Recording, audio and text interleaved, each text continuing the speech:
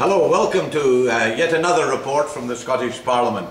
This week in the Chamber we had a debate about the Scottish Futures Trust, and Labour pointed out yet again that while the Scottish Futures Trust is costing a great deal in administration, nothing is actually happening on the ground. No new schools, no new hospitals being funded by this so-called new vehicle to build brick for brick, as the SNP promised, what Labour had planned. And so once again we exposed some of the broken promises of the SNP. I also had an opportunity of appearing on real television, Scottish television, to talk about the role of MPs and MSPs and the furore that there is at the moment about expenses and the question of standards and privileges of MPs. And one of the points I wanted to make is that MPs and MSPs of all parties do a great deal of work.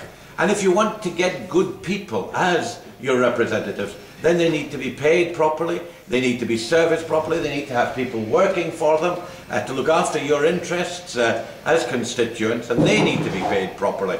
And this notion that MPs are taking the money and putting it into their back pocket, which is what the press would have you believe, is just a lot of nonsense. They're used to provide services for you, the voters. And then some of you may have seen that I had a little confrontation with Sandi Thom, who I understand is a pop singer.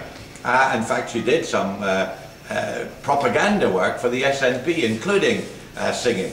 But then, as a sort of return for the help that she gave to the SNP-controlled Scottish Executive gave her and her colleagues lots of contracts paid for by the Scottish Executive. And I do object to the SNP using public money to give to their supporters privileges like the opportunity that Sandi Thom had, and indeed Sean Connery and other SNP supporters and donors had, by being invited to a special dinner at Bute House once Alex Salmond won the contract.